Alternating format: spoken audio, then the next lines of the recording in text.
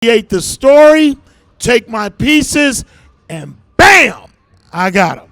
So now, do you do any production at home, or do you just wait until you get to the radio station? 24/7. I never stop. And it's because of social media. So there's always so much information coming. You just never stop learning. In the old days, I would buy 2 tape recorders. And if they told me the guy in California was the best, I would take my vacation time and my money and go to California. I would tape the guy who was considered the best and his runner-up competition. Wow. And I would record them simultaneously. And then I would compare them from each time they spoke to each time they spoke. And that helped me hone my craft. Wow, that's amazing, man. So based off of that, I want to know, why did you never leave Detroit? Yeah, I feel like you could have been a syndicated radio host. I mean, you definitely were number one in the city. So I'm just wondering, like, you know, you have people like Tom Joyner, Steve Harvey, and these guys, and you know, you could have easily did that. I'm sure you like had a lot of offers. Even my dad was like, man, I even tried to get Mason. You know what I mean? Well, there's a couple things.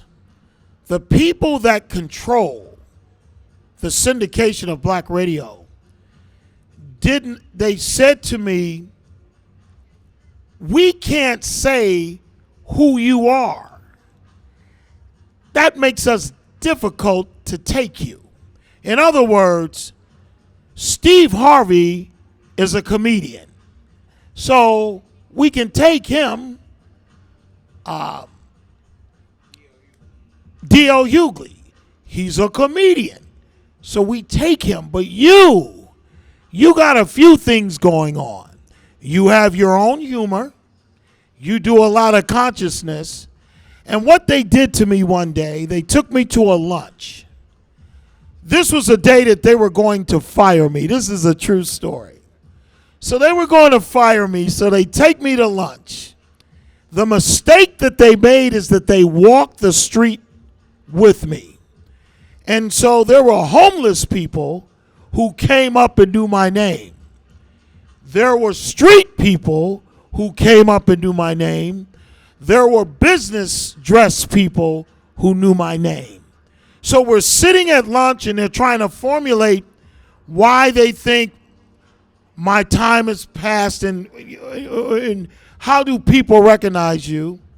And at the time, by the time they were about to wrap their conversation, a very international singer walked past the table and said, hey man, I haven't seen you in years, how are you?